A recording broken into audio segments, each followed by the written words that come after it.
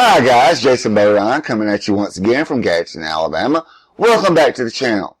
Today we're going to be reacting to the origin of the left's war on white people in America by a man named Dr. Thomas Sowell. Now, I don't usually do this kind of video because I am not a political person. I am neither conservative nor liberal, and I am not Democrat or Republican. I am just a guy who believes in being true to yourself and treating other people right. But this video, the reason I'm doing this today is because this is a man who I had actually discovered through watching a lot of African American YouTubers react to the things that he said. And watching his videos, I've discovered a lot of the things that he says not only makes sense, but can be extended beyond the context of what he's talking about and even into other subjects. And I will get into that more after this video that we're about to watch. But before we get into the video, let me ask you guys just a quick little favor. Click that subscribe button and then watch the video, like it, and share it. This will help me a whole lot by getting me into the YouTube algorithm to get circulated around. Okay. Alright, now guys, let's get into it now. This is The Origin of the Left's War on White People in America by Dr. Thomas Sowell. Okay guys, let me get my headphones on and we will get started with the video. These issues are very real. There's more issues here. Racism is a very serious problem in the United States. Take a look at the scholarly work on it. Say George Fredrickson's study of white supremacy, comparative study. He concludes, I think, plausibly that the white supremacy in the United States was even more extreme and savage than in South Africa. Just think of our own history. My concern is doing away with whiteness. Whiteness is a form of racial oppression, sure. The suggestion is that it is somehow possible to separate whiteness from oppression, and it is not. There can be no white race without the phenomenon of white supremacy. If you abolish slavery, you abolish slaveholders. In the same way, if you abolish racial oppression, you do away with whiteness. Treason to whiteness is loyalty to humanity. Your views are fairly well received in academia. Yes, they're legitimate. Not to say that everyone agrees, but sure. I could not point to any examples where it has provoked political censorship. Whiteness is an identity that arises entirely out of oppression. Whiteness is not a culture, it's not a religion, it's not a language, it's simply an oppressive social category. Learn from history.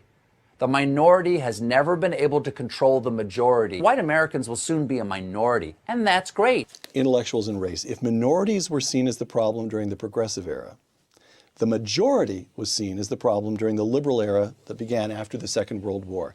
The central premise of liberal intellectuals for decades was that the racial problem was essentially inside the minds of white people.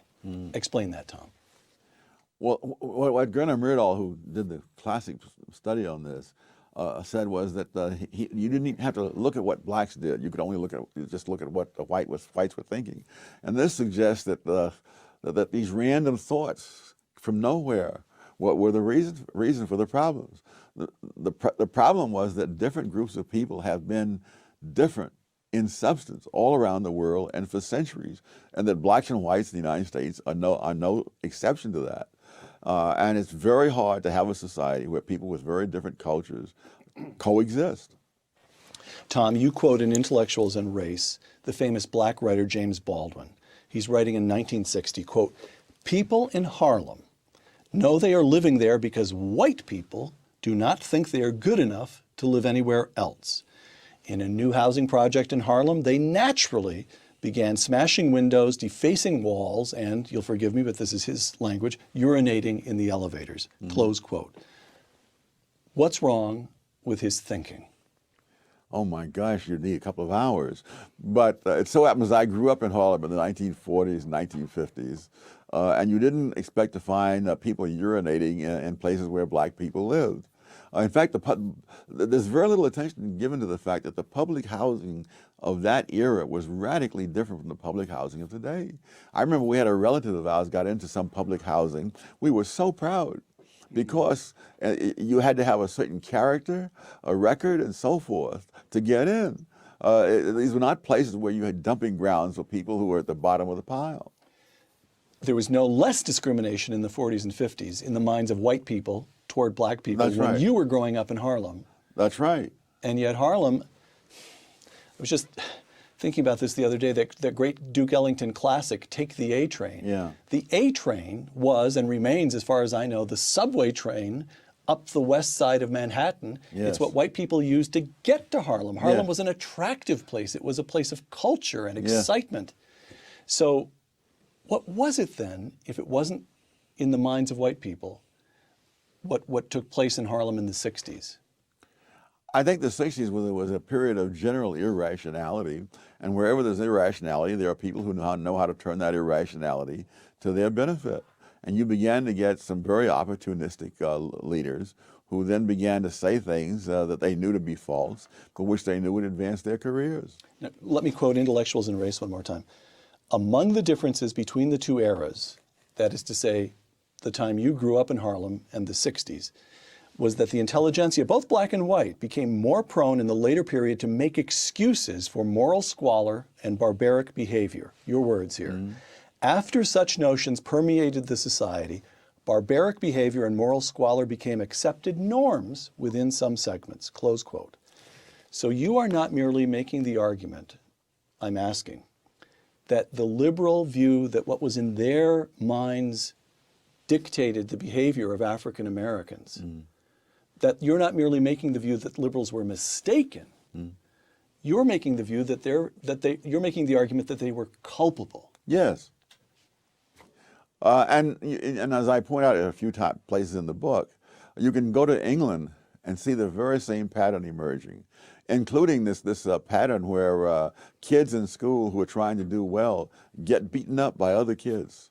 Theodore Dalrymple is a doctor in Britain, and he writes about the kids who have to go to the hospital. They're so badly beaten up simply because they're doing well in school, and these are white kids, lower class in Britain. So you see the very same pattern, and all the things that are supposed to explain that pattern and explain it away among blacks are found among people who have none of those same factors. But what's the same in both places is that the intellectuals have told them that the world is unjust, that other people are keeping them down, that the fact that they don't have what other people have is somebody else's fault. And if you buy that vision, then of course there's no reason for you to do well in school, and you resent those who do well because they've bought into the enemy's way of thinking. Okay, so correct me if I'm wrong, but what I'm getting from what Dr. Sowell is saying here is that this whole war on white people from the left started with liberal intellectuals convincing minorities that white people are to blame for their situation. Everything that's happened to them is because of what white people think of them and where they should be in life. And holding them back down and oppressing them. Basically calling white people evil and oppressive and saying that they need to be stopped. And this permeated into society and not only gave people an excuse or someone to blame, but also an excuse. And after they had been told this enough times in certain portions of society, it was internalized by these people and normalized into actions and attitudes and behaviors.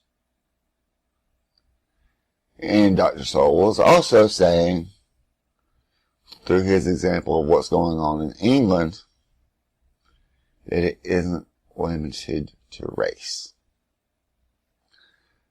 Now, do I agree with Dr. Sowell? Yes, absolutely. 100% I do, but with a huge caveat that I'll get to in just a minute. But first, let's look at what he's saying here, or some examples of what it's led to.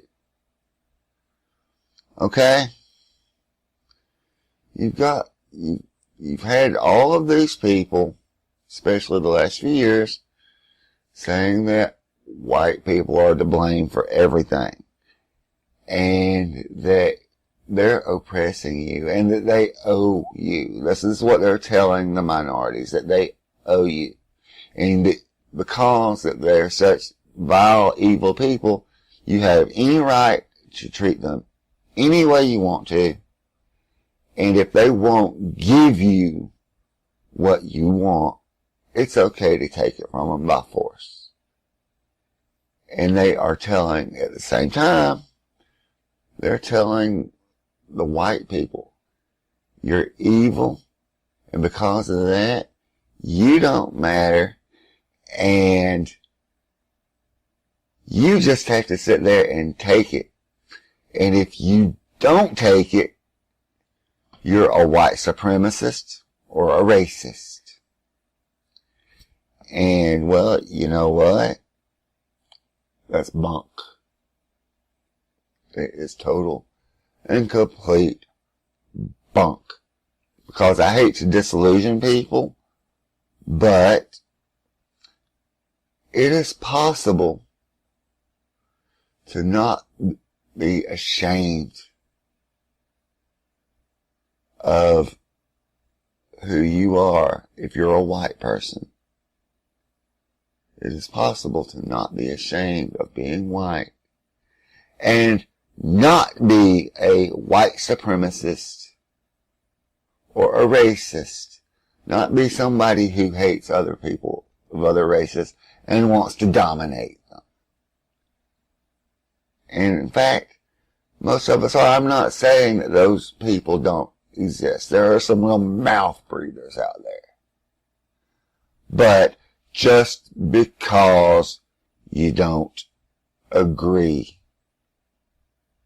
that you owe people something and that you should be ashamed of yourself for being white does not make you a white supremacist, and it does not make you a fascist or a racist or anything else that they want to throw at you. It does not. But that's what they're telling everybody. And like I said, it's bunk, which in turn makes another thing that's arisen out of it, critical race theory, also bunk. Because this happened when the older generation, like myself, wouldn't accept it. So they decided they're going to teach your kids to be ashamed of themselves for being white. That the white people are the cause of everything bad in the world. And once again, just because you don't want your children taught that doesn't make you a white supremacist or a racist. It just means that you don't want your child feeling bad about themselves for their race any more than anybody of any other race wants their child feeling bad about it. Being a certain race or religion or sexual orientation or what have you. And also this whole woke agenda bullcrap. And once again, yes, it is bunk. Because it preaches diversity and inclusiveness. But have you noticed that what's really going on is that white people are being excluded, that's not diversity, folks. That's exclusion. That's the opposite of diversity. And the opposite of empathy. It's telling people white people don't matter. You can't, I mean, look at the Oscars, for example. You can't, they've changed the rules so that Best Picture, you cannot have an all-white cast anymore. You can have an all non-white cast, but if you have an all-white cast, your picture doesn't even qualify anymore. So, it's bunk. And it's all of it, all those things that the liberals are telling you are based on a false and outdated notion that may have been true 50 or 60 years ago, but is not true today in 2023. This idea of white privilege, that somehow just because somebody is white, or especially if they're a white male, has more opportunities and more things handed to them in life than a minority. It's just not true anymore.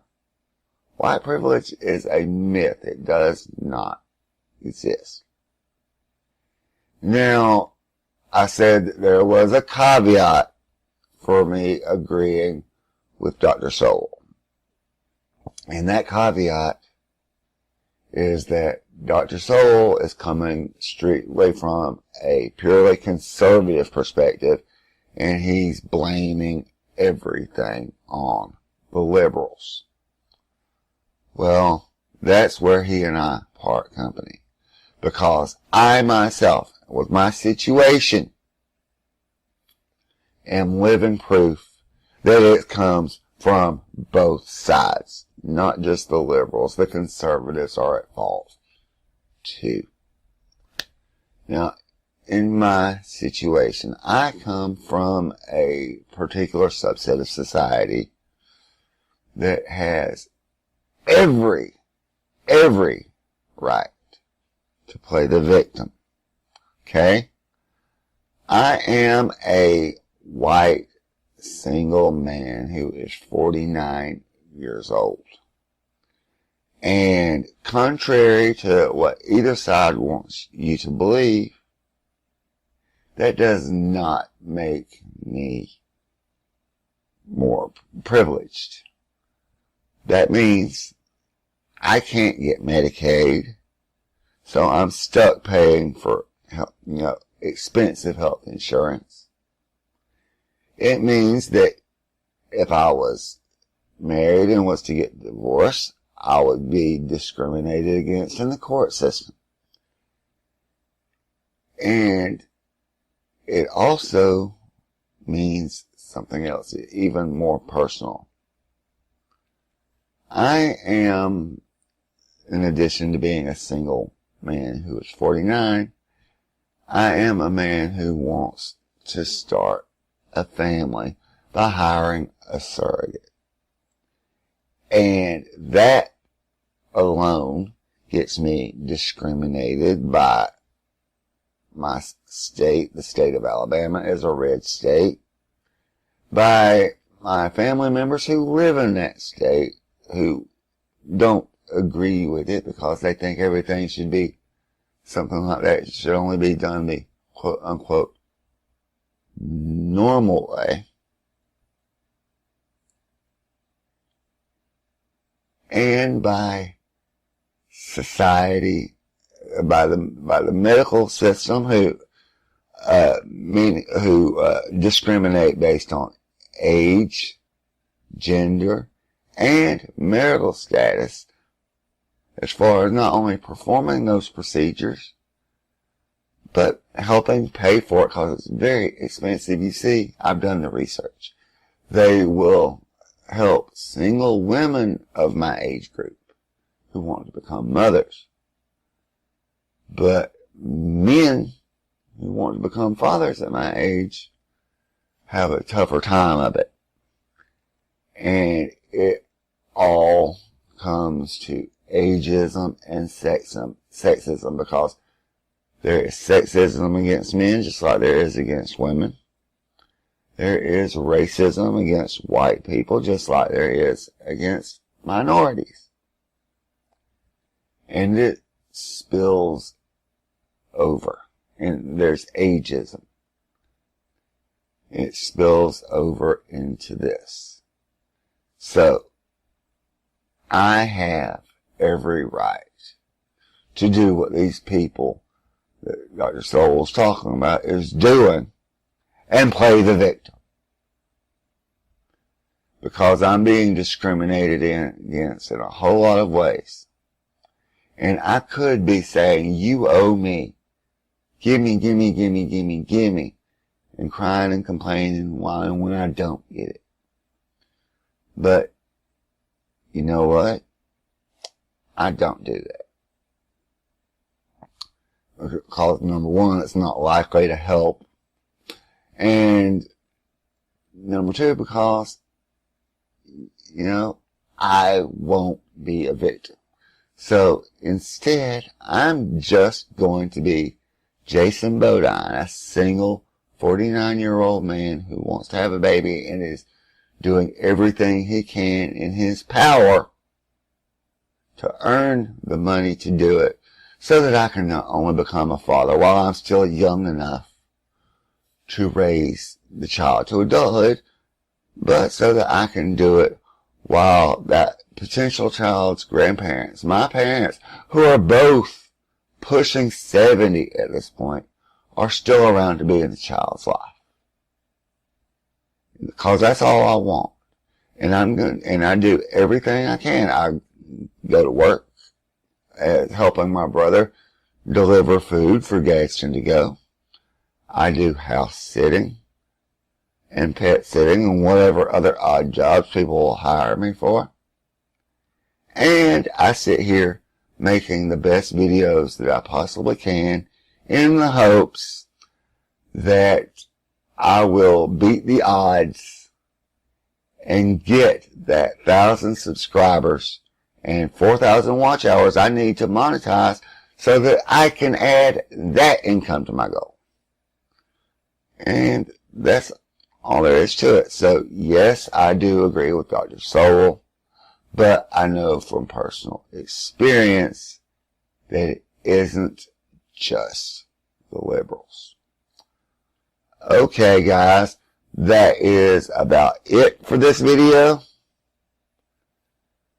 Please hit that subscribe button, and if you like this video, please hit the like button and click the share button to spread it around and help me to spread this video around and help me get into the algorithm. Alright guys, that's it for this video. So until next time, peace.